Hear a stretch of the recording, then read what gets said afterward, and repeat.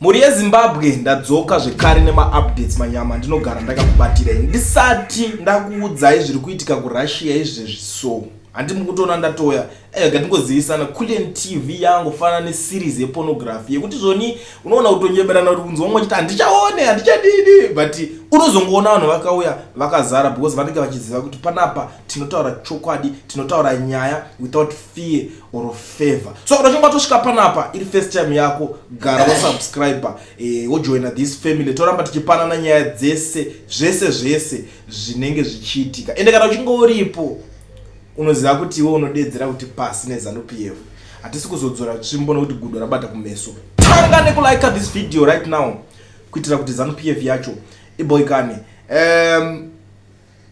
Iwo zvinezvi pane nyaya iri kuitika ndisati ndamhanyira uko. The Zimbabwean National Students Union Zinasu has threatened total shutdown of the University of Zimbabwe starting Monday 12 if the university's administration fails to find a compromise with striking lectures by end of day Saturday. So panapa veZinasu vataura kuti zvoni isusu tinoda kuti timbovhara chikoro chacho ichocho kana musati makwanisa kunzwisisa chikonzero kana kuti musati makwanisa kupa ma-teachers mari yavanenge vachida. Nyaya iyoyo tichazomira ndinazonyatsa kuianalyze tiibata nenzene kuitika kuRussia at the moment.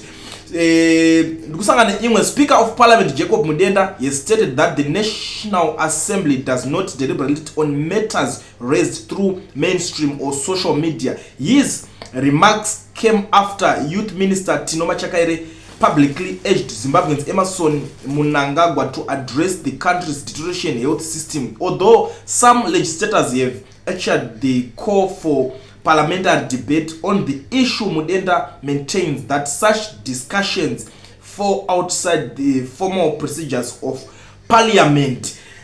Pari kupisa. Now let me take you to Russia. Tigare tangoonesana zvinhu zviri kuitika iko zvinezvi. President Mnangagwa vabuda vega vari kutaura on his ex pachidziro chavo varikudedzera kuti I met with Zimbabwean students in Russia and responded to their questions. I'm proud of their determination and commitment to learning. They are the future of our great nation. Very good. You know the funny thing, these kids vana vema political elites, vana vempinka, vana vezvigananda, vana vevanhu vane mari kudhara ma businessmen, but vana vevarombo, vana vevanhu vanomuka kuseni, vana vemukadzi kana ainge achitengesa musika ari kuzumba, vana vemadzimai vanenge vachitengesa vari kumbare musika havasi kukwanisa kuwana that privilege yekuti vakwanise kunge vachinosanganawo nerudzidzo ruri kuwanikwa neavo vaenda kuRussia kana kuti vachinoteererwa zvavanenge vachida. Iyo toti ndatoteerera zviri kutaura vana ava but tikada kutarisa now back to the University of Zimbabwe. Nyaya yandambotaura yekuti vana veZinasu votaura kuti toda kumbovhara chikoro chacho tomboita national shutdown muzvikoro imomo. Hapana ari kukwanisa kuvateerera kuvaatenda but Zimbabwe macho. But someone atomhanya atoenda ari kuRussia atoenda paembassy akutonosangana nevana kutotaura nevana zvese bvunzai zvamuri kuda because vana vembinga their parents they are rich, you know.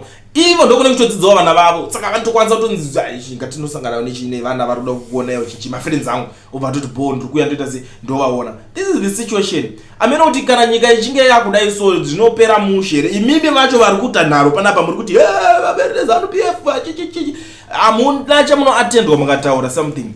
Health system chacho atori mamvemve but minister anoyabva akupindura kuti aiwa vanhu vari kungotaura on social media nyaya dzatiningina on social media. Nyaya yacho yoenda kuparliament yobva yada kutaurwa nayo kuti idiscusswe. Mutenda Speaker of Parliament wacho ndiye anenge tingangoti ndo chipresident chemuparliament chobuda chokuudza kuti isusu hatitaure nyaya dzabva kusocial media hatitombodzvide obva abatanidzira kuzongoita chero zikanzi dzabva nekumainstream ati we don't care about those issues dzedu dzinopindira muno mukati topedzerana kunoko kwete kuti nyaya yabva kusocial media hatidi kuitaura nezvayo. We don't address nyaya dzinenge dzabva kusocial media.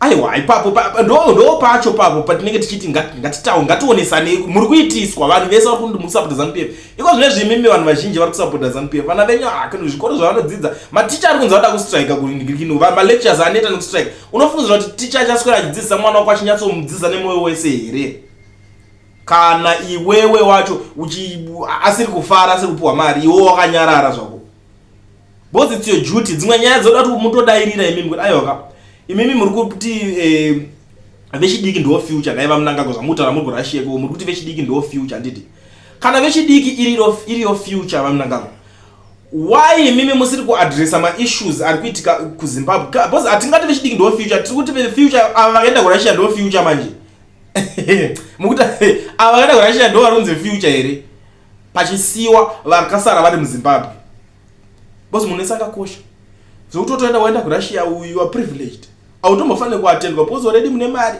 already kuRussia kune education itori bhuwa kudhara amufanira kuningirikina kuti muswere muchinzi muri kuteerwa imaenda kuna naRussia ikoko muchinotaurwa nemi panofanira kuadresswa nyaya dziri paground but avanotanga vasingadzinzwe because haumbosangana kana nemwana wavo hwana achidzidza ipapo pazvikoro izvozvo vanenge vachitota kusi kuchikora mene kune kuri kuchi because kana chiri zviri zvikoro ngatisanganei kana mumaprimary school magovernment primary school iwa vana vavo vachidzidza imomo tobva tagutsikana kuti zvishuwa pari kunyatsoitwa zvinhu chaizvo but hakuna they don't care now mamwe maZimbabweans vari kutaura kuti commenta on that issue iyoyi iri kutaurika yapresident Idi Mnangagwa vari kutaura vari kuRussia vari kutaura vari kuti zvoni some president they are doing meetings that impact future for their economies but never mind as mamwe president vatomhanya kuti they are in Russia of course vari kushandisa opportunity kunoita mamwe meetings ane musoro but umwe munhu akagara nevana vekuti hapana chikuzonzi mubvunzo yechiko mwana ari kuRussia mana aritodzidza ari ikoko chianda kubvunza chii ngaadzoka abvunzire kuZimbabwe kana chinhingirikina pobvunzwa mubvunzo pombopindurwa mubvunzo iri kubvunzwa nekuZinasu pobvunzwa mubvunzo iri kubvunzwa kuUZ kuti aiwa hatingati lecture ari kupuwa zvima $200 something ka addresswa ma-issues iwayo but vatati aiwa the youth are the future but instead of kuti pataura kuti oraitika isusu already chototi maimani kunai ativape ma $200 something mari yedu ishoma kochitaura wochitaura nemamwe mapresident vari ikoko kuna naRussia kuna nani kuti tipewo mainvesta komana hauna mbingera hauna zviganandawo zvako zvekunogwerewo zviuye zviinveste munyika yangu ndikwanise kuti nyika yangu itewo mari ndikwanise kubhadharawo maticha mari nemusoro but yo de ameno chaicho umwe ari kutopopota the same issue yet you pay lecturers $250 in Zimbabwe. Mugabe was better, Smith was even better. You demon, you destroying Zimbabwean education. Mashoko mamwe ari kubva kune Zimbabwean atamburawo anetsekana probably the kids of elite politicians and connected businessmen people. Zimbabwe is doomed under your dictatorship, not your leadership, not your unozoti atisitega tichipopotaka. Everyone is complaining but iwewe ndiwo wakadzungaira zvokusvika pakuti aiwa 2030 ngavasvike inini ndiri kungoti nini ka timbotanga tambopedzerana handiti muri kuti ari muofisi. Let's deal with munhu anenge ari mupresident's office yedu haisi yekumba kwake hachisi chinhu chemunhu ichi hachisi chinhu chedu kana chinhu chani let's deal with munhu anenge ari muoffice ndo zvandinge chitaura. Let's deal with munhu anenge akagara mupresident's office iye ngatidhilei naye zviri serious kuti asi agadzirisa nyika because mangwana anofa future inosara yakadhakwa ndeyako neni yevana vedu nevana vako whether you like it or not. Hazvizombotariswe izvozvo nhamuka nai kurova vana vako hazvitariswe kuti iwongo nekadhi rendi rezano wakambopuwa wakatengerwa chicken in kunhingirini chicken in watodya ipapo bva wavharwa brainwashwa kuti unyarare. Vamwe vari kupuwa mari, vamwe vari kupuwa dzimota, vamwe vari kupuwa dzimba chadzo mamillions iwe uri busy kupuwa chicken in uri ikoko kuti ubva wanyarara. Chii chakadaro ichocho? Mumwe ari kuti why spend on traveling, hire buses and bring your trash back from South Africa? Iri kubvarekisana chatodi toerega comedy chatodi zvakaoma zvinhu zvekuZimbabwe soka sometimes unombosvika pakugara pasi umbobvunza kuti Zimbabwe takanyatsoitwa sei, takanokorwa tsoka nemunhu akafa here imi kana varoyi hatisisina here. Vanoti tambonzi kuZimbabwe kuno uroyi nai varoyi hapano here kana hwana anomboita kuti pakamboitwa zvinhu zvekupengereka zviri kuitwa izvozvo pamborohwa kana vanhu mambama panhingirikini pastate house nezvinhu zvavasingaoni zveusiku zvacho hatina here that capacity iyoyo. Unoona varoyi veZimbabwe vari useless kana zvakadaro. They are useless. Mukupedzera kutambisira kuroyi une zvinhu zvinane basa rese kutambisira kuroyi mahara.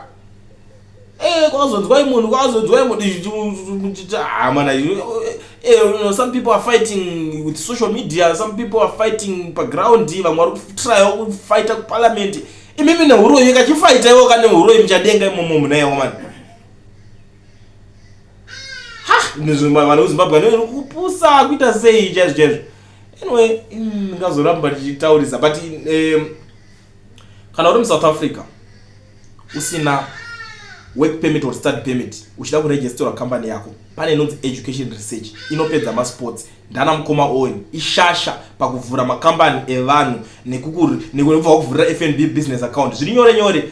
Kune munhu asina work permit, this is your opportunity. Izvezvi so garai mavabata vachiri kutoda because it's a big company vanowandirwa vanoita zvinhu zvakazowanda but for now vakati tiri kumbodhila nemazimbabweans vasina mawork permit kuti vavhurire makambani varegister makambani avo tobva tavaisira nemaFNB business account. Zvebookkeeping vanorova futi chibaba kana uchinge wakatoona kuti ukavhura kambani kudhara zvitokunetsa zvebookkeeping contact him vaka zvakawanda unoona kutora futi ukatora nhamba dzavo handiti woti mukoma oyo ndisendere zvinhu zvese zvamunoita company yenyu unoona kutobatsirikana because unoona kunge usiri interested nekuregister company zvakawanda handichataure vamwe vakangura vabatsirwa mamodules machinchi a lot vakwanisa kukubatsira. So contact him on the numbers that are showing on the screen wotaura navo vokuitira plan right. Kune vanenge vazoregister mabusiness vaya like vanhu vane makambani kudhara kana une business rako roda kuadvertiswa unogara wandibata ina handinezobata nhamba dzangu idzo dzine dzakangonzi client dzedze ndo dzamunotora kana dzakanzi send audios munongotora futi idzo dzinotaura neni ipapo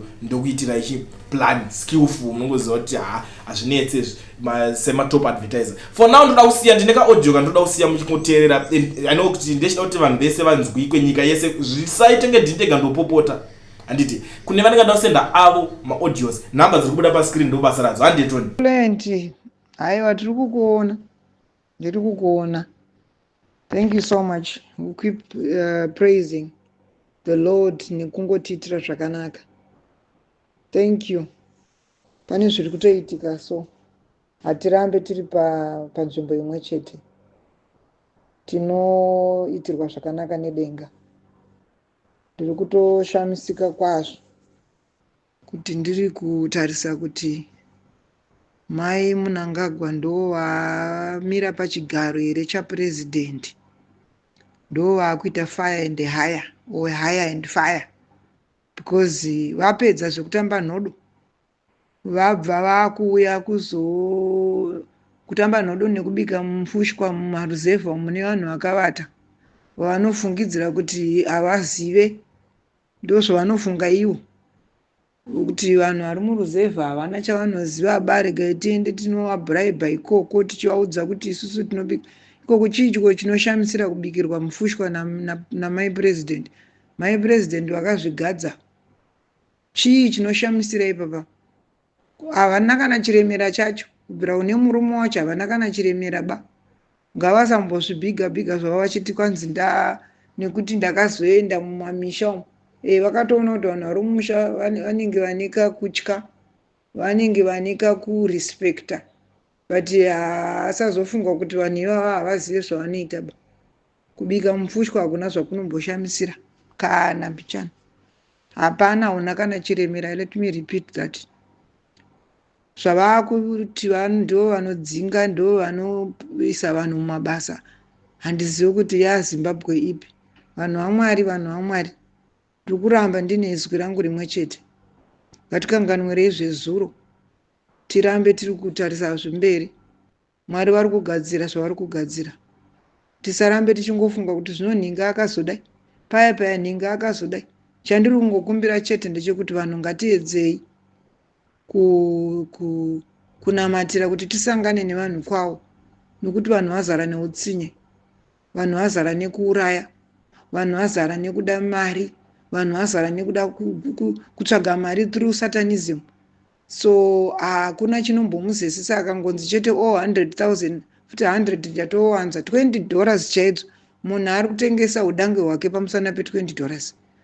So tiri kuti hama dzangu ava vanhu vaviri ava vanhu ava nevanhu vavoka zvinonzi vazofekera manje vazofarisa ndokunonzi kufarisa kwavakuita uku kwokuti unoita hire and fire or fire and hire vanhu zvauri kuda iwewe kuti ndiwo wazoita. In fact muZimbabwe hamuna president. I once said it. We don't have a president. And at the same time, auxiliary murume wake havasi kuona here. Ndakavanyarira nezuro South Africa ichitaura kuti hakuna munhu achazorapwa mumahospital nokuti Mnangagwa aita ignorant and ari selfish, very selfish. Nevarume vese vachena musoro ava very selfish. Havatombofungi kuti kune vamwe vanhu vari kuda kurarama, kuti ari kuuya achikupai mazwi ekunyepa ndiye amuri kupa mari. To hell, to hell mai Mnangagwa, to hell.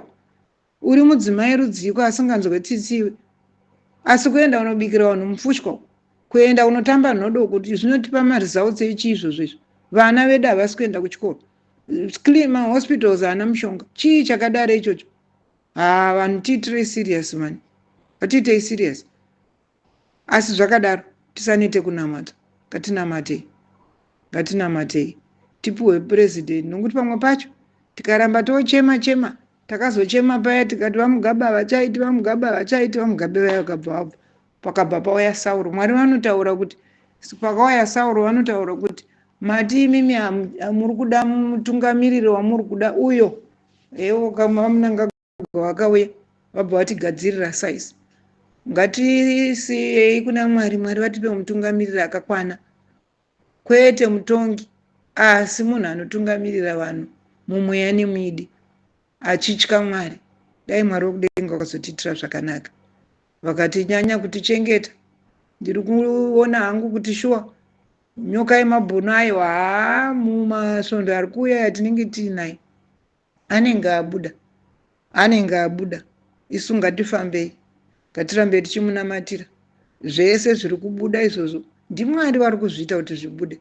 Dai Mwari wokudenga wakazotiitira zvakanaka. Couldn't keep on going, keep the ball rolling, tione kufamba. Mwari wokudenga wakuitira zvakanaka.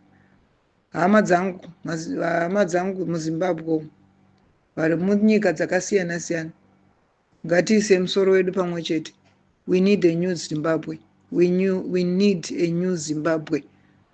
Isusu tarwadziwa. Dai Mwari wokudenga watiitira zvakanaka. Thank you.